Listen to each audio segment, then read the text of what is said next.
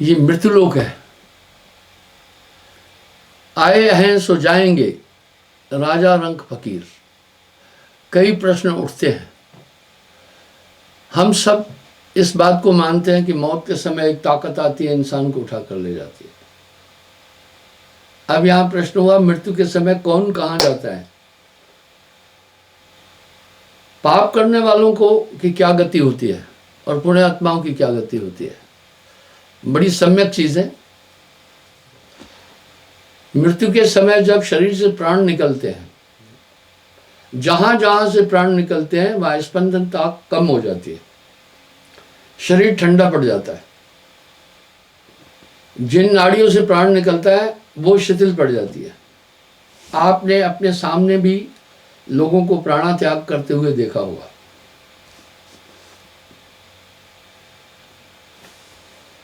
प्राण पहले शरीर से निकलकर शून्य की तरफ चलते हैं।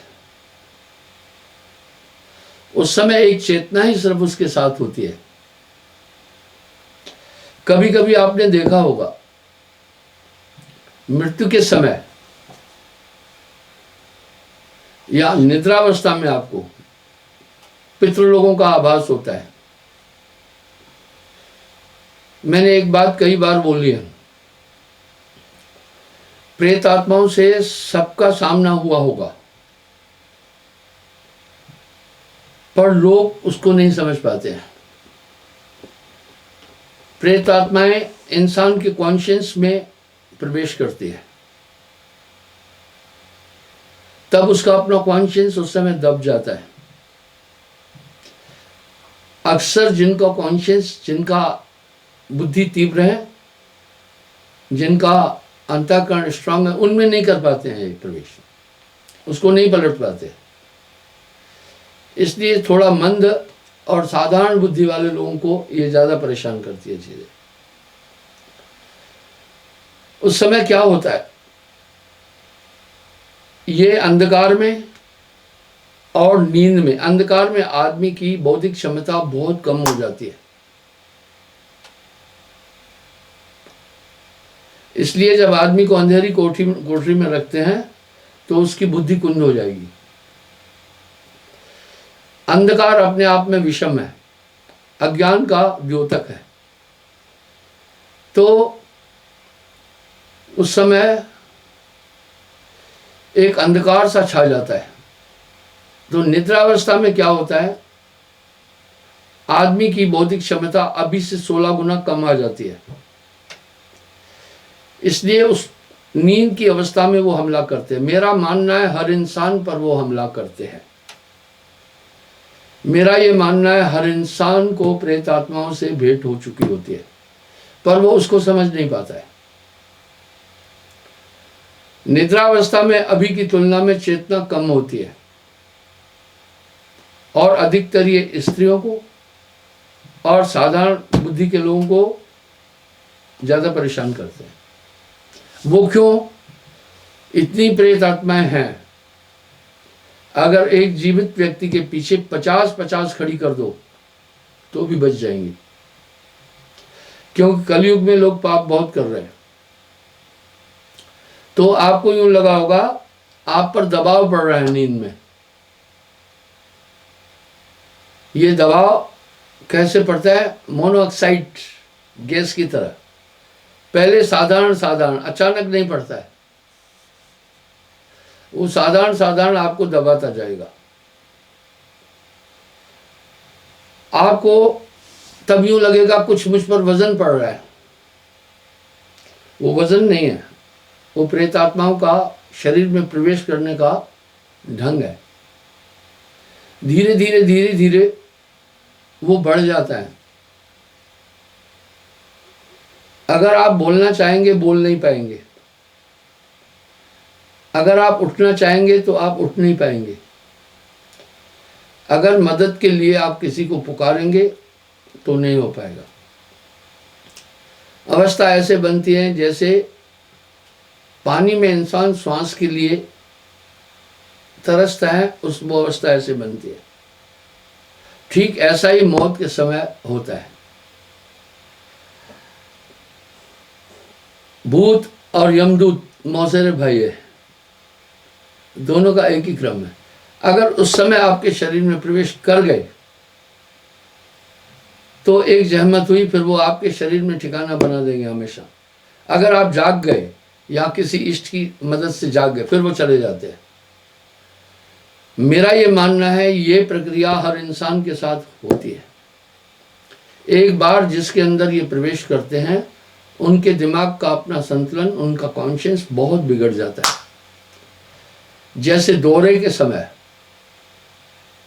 आदमी का, जिनको भी फिट्स का दौरा आता है, उनका दिमाग संतुलित नहीं रह सकता, चाहे वो कितना भी विद्वान हो, कितना भी पढ़ा हो, क्योंकि दौरे के समय जो शिवरिंग, हाई शिवरिंग होती है, वो मस्तिष्क की पूरी अवस्था को बिगाड़ देती है।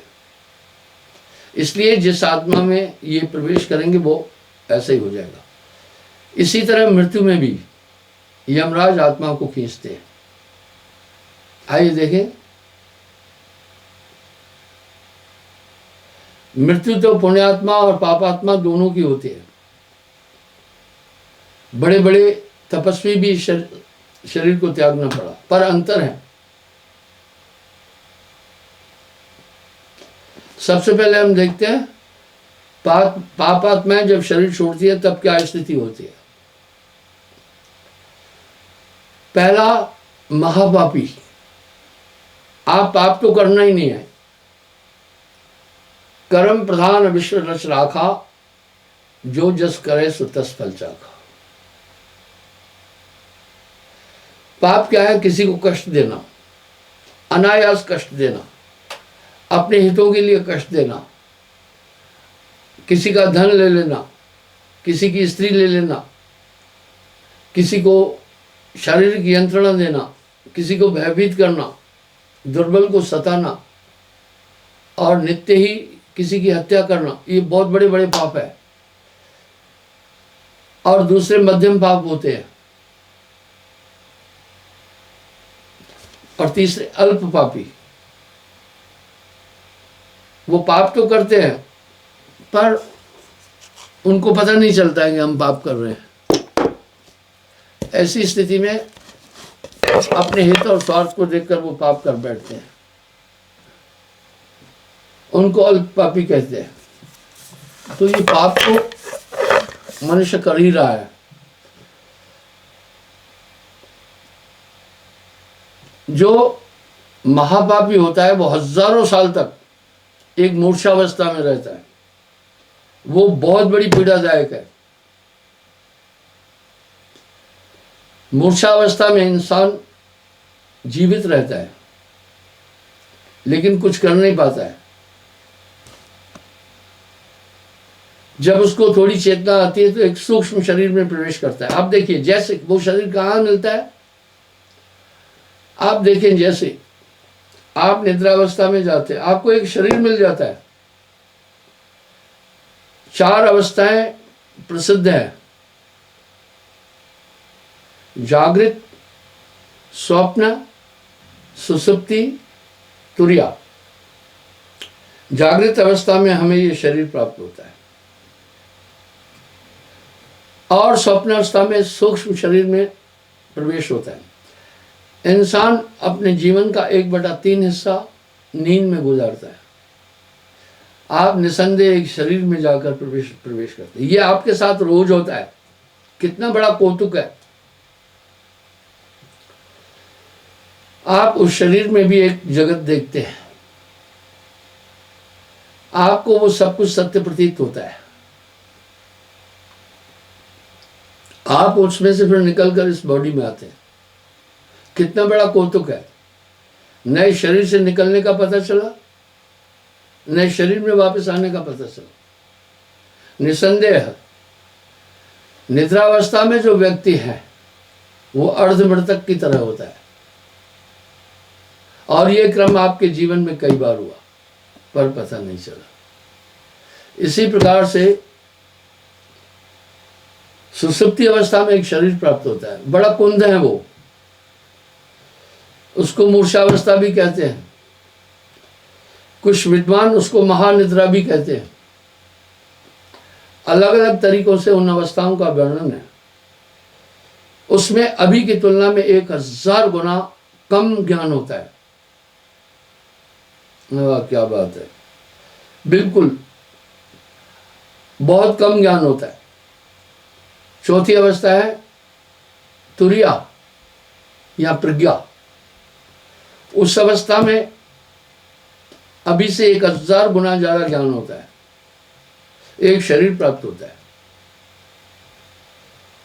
इसलिए 6 शरीर हैं इस शरीर के अंदर,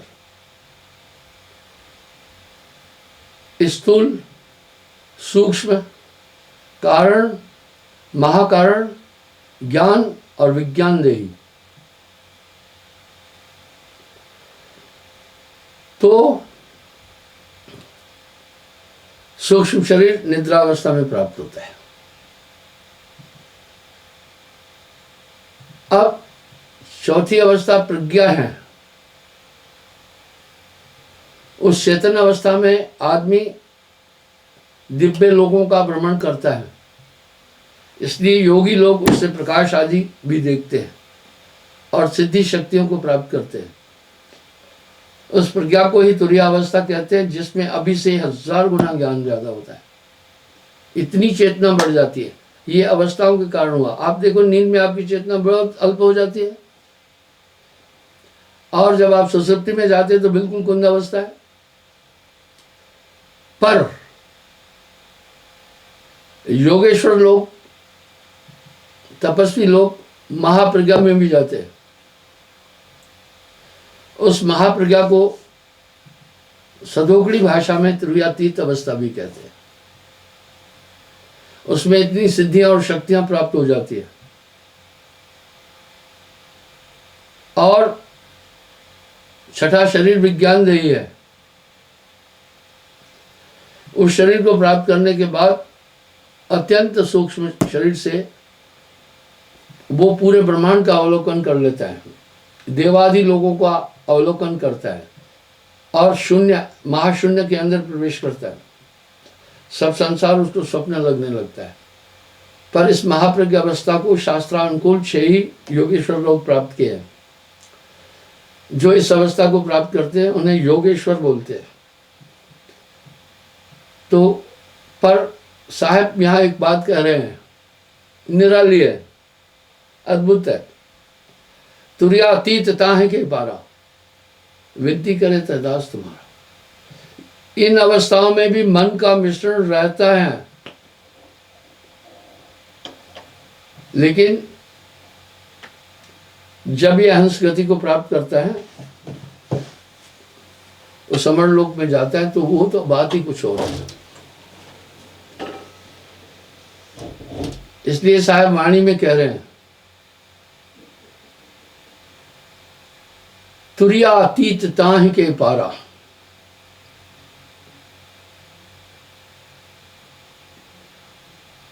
विनती करे तह दास तुम्हारा। तो जो कितना कौतुक है इस बॉडी में, बहुत बड़ा कौतुक है। एक साधारण मोबाइल है, उसकी कीमत कम है, ऑप्शंस कम है, एप्लीकेशंस कम है, लेकिन आईफोन आदि जो लेटेस्ट हैं, ऊंचे हैं, उनमें बहुत ज़्यादा क्षमताएं हैं। इस प्रकार ये जीवात्मा जिस शरीर में प्रवेश करती है, उन सभी शरीरों की अलग अलग अवस्थाएं हैं, अलग अलग नेचर है। आप विचार करें ना, दूर मत जाएं। जब आप नींद में चले जाते हैं तो आपको एक और शरीर प्राप्त हो जाता है। इस तरह मृत्यु के समय एक शरीर प्राप्त होता है, वो उस सूक्ष्म शरीर से धारण करता है, नाना प्रकार के फिर नरकों को भोगता है, नरकों का कष्ट मिलता है। कैसे मिलता है? आप कभी कभी नींद में भी देखते हैं, कुछ भयावह चीजें मिलती हैं, डरावनी चीजें मिलती हैं। उसका शरीर यहाँ छूट गया, लेकिन वहां ये आभास रहता है, मैं शरीर हूं। यही आभास बार बार जन्म मरण का कारण है।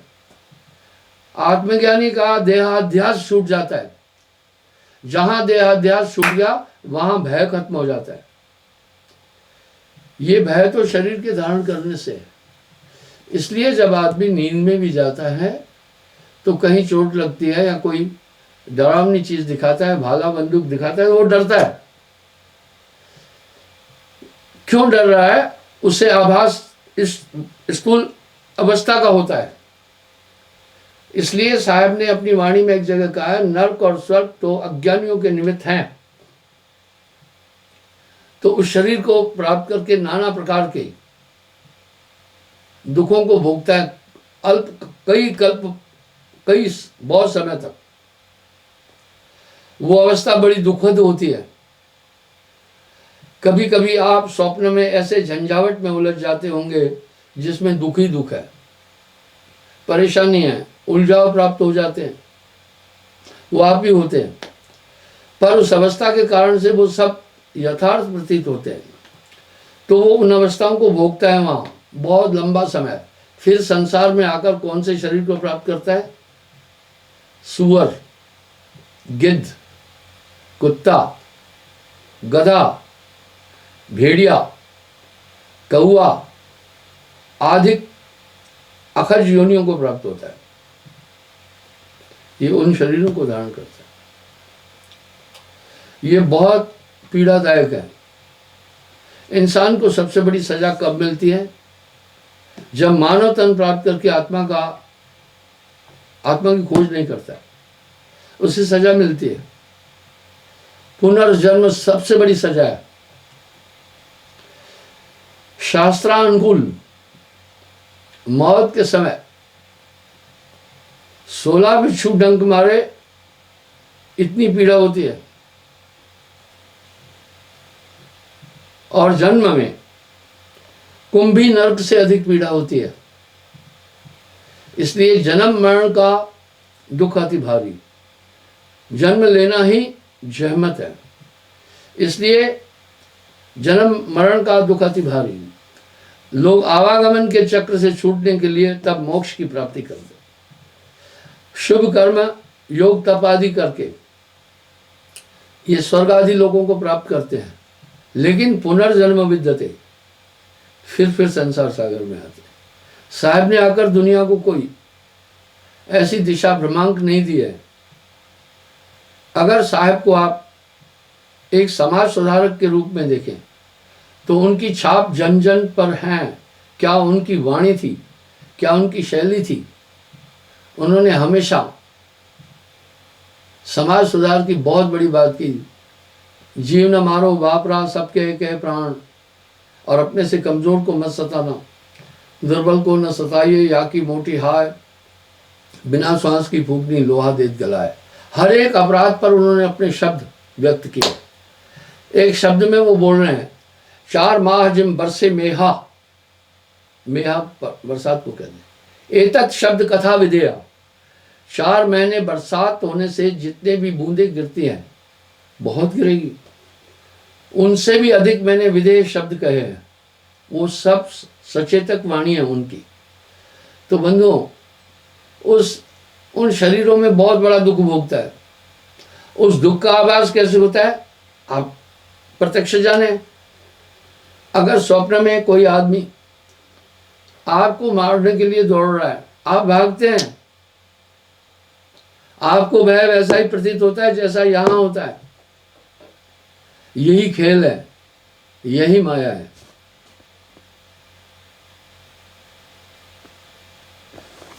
जो मध्यम पाप करने वाले लोग हैं उनको थोड़ा कम टाइम कुंद अवस्था में रहना पड़ता है।